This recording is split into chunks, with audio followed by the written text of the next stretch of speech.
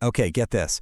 Over half, we're talking more than 50% of all the bets placed on the S&P 500, the biggest market in the world, now last for less than a single day.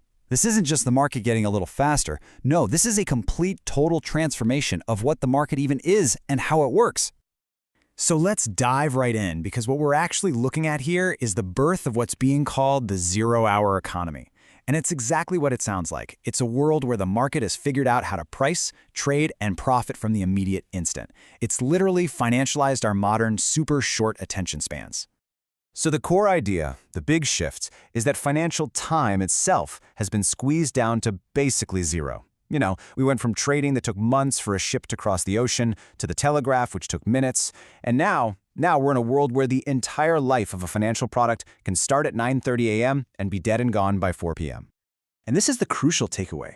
The whole point of the stock market is changing right under our noses.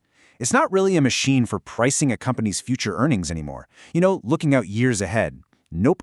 It's become this high-speed engine that just monetizes attention and order flow right here, right now. The future? Irrelevant. The only thing that actually matters is what happens in the next 6 hours. Now, here's where it gets really interesting. This didn't just happen by accident. This isn't some, temporary bubble or speculative fad. What we're witnessing is something the source material calls a liquidity supernova. Think about that. A massive explosion of capital all concentrated into the shortest possible time frame.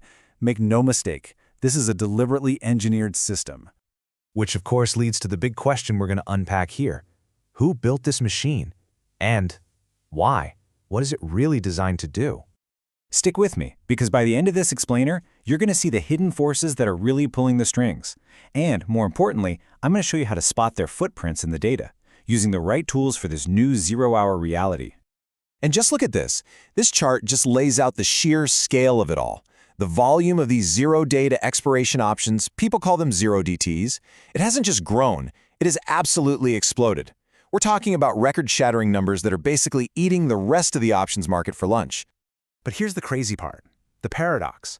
While all of this frantic high-speed trading is going on, the market's traditional fear gauge, the VIX, has been, surprisingly calm. So you've got record volume, but low volatility? How on earth is that possible? This, right here, is the central mystery of the machine. To solve it, you gotta do one thing. Follow the money. We need to trace the path from a single click on a trader's phone all the way up to billions in institutional profits. And that path is called the attention profit chain. It's basically a four-step system. It all starts with the app on your phone, right? That's designed to harvest your attention. Then, that attention creates trading volume, which the brokerage makes money on. That volume gets funneled to a specific venue that controls the market, and at the end of the line, it's all processed by a giant market maker who profits from all that flow. Okay, so step one, the app on your phone. The source material points out that these modern trading apps are basically engagement engines. They use these dopamine-driven designs, the confetti that explodes after you make a trade, or the super easy swipe-to-trade gestures. And it works. Research shows this stuff can increase trading volume by 11 or 12%. The whole goal is to turn trading into a frictionless, high-frequency habit. So just how valuable is that habit they're building in you? Well, it's incredibly valuable. Market makers, like Citadel Securities, paid almost $1 billion in just 9 months to brokerages, just for the right to execute all those retail trades. That's what it costs to process this massive river of attention. Okay, so now we know who the players are and how they're making money off of all this attention. But the real question is, how does all that trading volume actually warp the market? To get that, we've got to pop the hood and look at the engine's core mechanics. This is where we get into the secret physics that are now running the show. First up is something called theta decay. Just think of it like a clock ticking down on an options value. For normal, longer-dated option, it's like a slow drip. But for one of these zero DTE options, it's a waterfall. The entire price you paid for that option has to completely disappear, go to zero in just 6.5 hours. This has created a kind of industrialized yield machine where big institutions just sell these things all day to collect that premium as it vanishes. All right, now for the most critical piece of the puzzle, gamma. This is the big one. It basically dictates how market makers have to hedge their positions, and it creates two completely different market environments. So when dealers are long gamma, their hedging acts like a magnet. They're forced to buy when the market dips and sell when it rips up.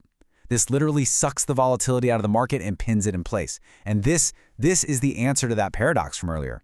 This is how you get record-smashing volume with a market that's weirdly calm. But, and this is a huge but, if they flip over to short gamma, their hedging becomes a repellent.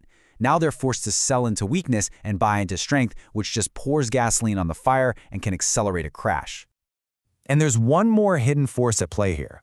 The big institutions have this really clever trade they do called a dispersion trade. The easiest way to think about it is this. They're betting that the overall S&P 500 index will stay super calm, but at the exact same time, they're betting that individual stocks inside that index, your Teslas, your Nvidias, will go absolutely nuts. So what you get is this illusion of a totally peaceful ocean on the surface, while underneath there are sharks and whales going to war. So, okay, we've seen the mechanics of the machine. Now, how do we actually read the matrix? How do we see what's really going on in this new zero-hour economy? Well, this is the payoff. This is what you've been waiting for. Look, the old gauges are broken. They just don't work anymore. A 30-day volatility forecast is completely useless when the entire game is played in a 6-hour window. So, what do you look at instead? You look at this, the VIX1D. This is the new, real fear gauge. Instead of trying to guess volatility over the next 30 days, it calculates the expected volatility over the next 24 hours. It was built specifically to see the immediate intraday risk that the old VIX is now totally blind to. And this comparison just nails the difference, right? The old VIX is like a 30-day weather forecast. Sure, it might tell you the month will be generally sunny, but it's not going to warn you about the hurricane forming just off the coast right now. The VIX1D, that's your storm radar. That's the new compass you absolutely need to navigate this market. So let's boil all this down to 3 actionable realities you can actually use. Number 1, the old VIX is a broken compass. Ignore it. Watch the VIX1D instead. Number 2, when we're in that long gamma, the magnet mode, intraday breakouts are basically designed to fail. Don't get suckered in. And number 3, the real action is shifted to the end of the day. The most important hour is now 3 to 4 p.m. Eastern, when all these daily positions have to get squared away. And here's the most important thing to understand. This is not a bubble. This is not a fad. This is a permanent evolution of the market structure. The big institutions love being able to hedge risk for just a few hours without having to worry about what happens overnight. Trust me, they are never giving that up. The market is moved faster for good. But all of this speed and efficiency, it comes at a price. And that price is fragility. By getting rid of all the buffers and squeezing all that risk into a tiny window of time, we've built a system that has incredible power, but almost no safety margin. And the final kind of sobering thought from the report is this. If a real crisis, a true black swan event were to hit smack in the middle of a trading day, the automated reaction of this zero-hour machine could kick off a feedback loop so fast that no human trader on Earth would be able to stop it. The market, for better or worse, is now living just one day at a time.